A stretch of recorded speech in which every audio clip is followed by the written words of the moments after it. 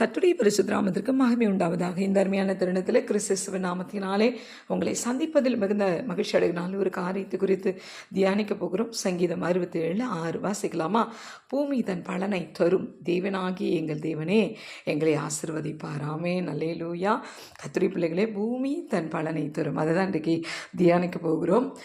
இன்றைக்கி பூமி பலனை தரணும், அதாவது ஒரு விருட்சம் வேர் பற்றி எழும்பி அது கனிகளை கொடுக்கணும் அப்படின்னா அந்த வேருக்கு தேவையான தண்ணீர் வேணும் இல்லைங்களா? அது இல்லாமல் அது பலனை கொடுக்க முடியாது. அந்த பூமியில் பலன் உண்டாக்குன்னா அது செய்யணும் இல்லையா? ஏதேனில் என்ன இருந்ததுங்க? பனி இருந்தது. அந்த பனி தான் என்ன, சகல விருட்சங்களுக்கும் அது என்ன செஞ்சதுங்க? அது பனி தான் அதுக்கு எல்லாமுமா இருந்தது. அது பலனை கொடுத்தது. பூமியில் அது என்ன செய்ததுங்க? ஏதேனில் அது பலனை கொடுத்தது. இந்த கர்த்தருடைய பிள்ளைகளை, என் வாழ்க்கை ஒரு பூமி, என்னுடைய இருதயம் ஒரு பூமி, என் சபை ஒரு பூமி, என்னுடைய வீடு ஒரு பூமி, என்னுடைய ஆஃபீஸ் ஒரு பூமி, இது எல்லாமே அதுதானே இல்லை? அப்போ இது பலனை கொடுக்கணும் அப்படின்னு நான் எதிர்பார்க்கிறேன். அப்படின்னா என்ன வேணும்? அபிஷேகம் வேணும். நான் என் வாழ்க்கையில் பலன் கொடுக்குற பிள்ளையாக மாறணும் அப்படின்னா என்ன வேணுங்க? அபிஷேகம் வேணும். நான் ஒரு ஃப்ரூட்ஃபுல்ல ஒரு வாழ்க்கை லைஃப் எனக்கு கிடைக்கணும், நான் வாழணும் அப்படின்னு நான் முயற்சி பண்ணியே ஆகணும்னா எனக்கு அதுக்கு அபிஷேகம் முக்கியமாக வேணும். அந்த அபிஷேகத்தை நிலைச்சிருந்தால் மட்டும்தான் அது பலனை கொடுக்கும். அப்போ அந்த பனி இல்லாமல் மழை இல்லாமல் அது பலனை கொடுக்காது இல்லைங்களா? ஈசாக்கு பஞ்ச காலத்தில் விதைத்தாராம். அது தண்ணீரே இல்லாத நேரம், அது பூமியெல்லாம் பிளந்து வறட்சியான நேரம். ஆனால் அவர் பஞ்ச காலத்தில் அந்த விதையை கொண்டு வந்து விதைத்த போது அது பலன் கொடுக்குமா கொடுக்காதான்னு அவருக்கு தெரியாது. ஆனால் விதைச்சவர் சும்மா இருந்திருக்க மாட்டார், ஜெபிச்சிருப்பார். ஆண்டவரே, நான் பஞ்ச காலத்தில் விதைச்சிருக்கிறேன், ஆனால் நீங்கள் பலனை கொடுக்க உங்களால் முடியும், அப்படி ஜெபிச்சிருக்கணும் இல்லையா?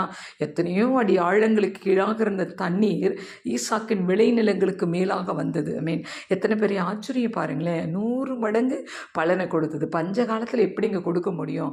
நம்ம வாழ்க்கையில் கூட பலன் கொடுக்கணும்னா அந்த பஞ்ச காலமாக இருந்தாலும் பலனை கொடுக்க முடியும். எப்படின்னா அபிஷேகம் தான் விஷயம்.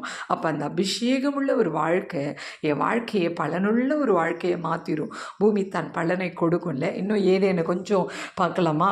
அது விருட்சங்களுக்கெல்லாம் பலனை கொடுத்துட்டே இருந்தது. ஆண்டவர் பார்த்தாரு, அங்கே என்ன இல்லைங்க, மனுஷனே கிடையாது. அப்போ அவர் மூடு பனியை அனுப்பிச்சு என்ன பண்ணார்?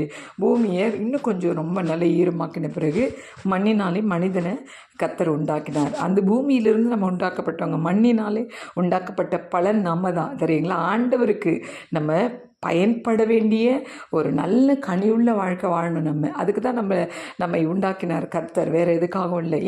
ஏன் ஆதாம் அவர் உண்டாக்கினார்? அவரோடு இருக்கும், அவரோடு உறவு கொள்ளும், அவரோடு கூட சம்பாஷிக்கவும் தான் கர்த்தர் உண்டாக்கினார். வேறு எந்த நோக்கமும் இல்லை. மனுஷனை உண்டாக்கினதுக்கு ஒரே நோக்கம், அவங்க கூட அவர் பேசணும், நம்ம கூட அவர் பேசணும், அவ்வளோதான். அப்போ இந்த பூமியின் பலனினால் உண்டாக்கப்பட்ட நீங்களும் நானும் யாருக்கு நன்றி உள்ளவங்களாக இருக்கணும்? கர்த்தருக்கு நன்றி உள்ளவங்களாக இருக்கணும். அப்போ ஒரு அபிஷேகம் பலனை கொடுக்கணும். அந்த அபிஷேகத்தினால் நன்மை யாரை மகிமைப்படுத்தணும்? கர்த்தரையே மகிமைப்படுத்தணும்.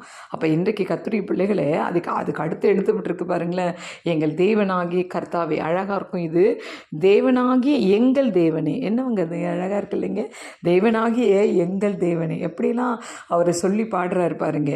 தேவனாகிய எங்கள் தேவனே எங்களை ஆசீர்வதிப்பார். ஆமென். அவர் தான் ஆசீர்வதிக்க முடியும். அவரை தவிர நம்ம யாருமே ஆசீர்வதிக்கவே முடியாது. இந்த உலகத்தில் எந்த மனுஷனுடைய ஆசீர்வாதமும் நமக்கு என்ன செய்யாதங்க, பலனை கொடுக்காது. அவர் ஆசீர்வதிச்சா மட்டும்தான். இன்றைக்கு நீங்களும் நானும் பலன் கொடுக்குறவங்களாக இருந்தால் போதும், நம்ம வாழ்க்கை சிறப்பாக செழிப்பாக மாறும். ஆண்டவர் சமூகத்தில் நீங்கள் கேளுங்க, ஆண்டவரே நானும் பலன் கொடுக்குறேன், ஒரு பூமியை போல இருக்க வாஞ்சிக்கிறேன்னு சொல்லுங்கள். கர்த்தர் ஆசீர்வாதமாக நடத்துவார். ஜெபிக்கலாமா? நல்ல தெய்வமே, இந்த நாளில் பரிசுத்த ஆவியானவர் எங்கள் கூட பேசியிருக்கிறீங்கப்பா.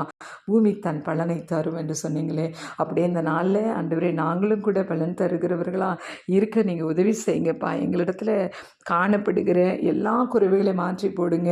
ஆண்டவரே, நீர் எங்களை உண்டாக்கினதற்கான நோக்கத்தை அறிந்தவர்களாய் வாழ உதவி செய்யுங்க. இதை கேட்க போகிற ஒவ்வொரு பிள்ளைகளையும் ஆசீர்வதியும். கிறிஸ்துவின் நாமத்தில் பிதாவே, ஆமென். God bless you all.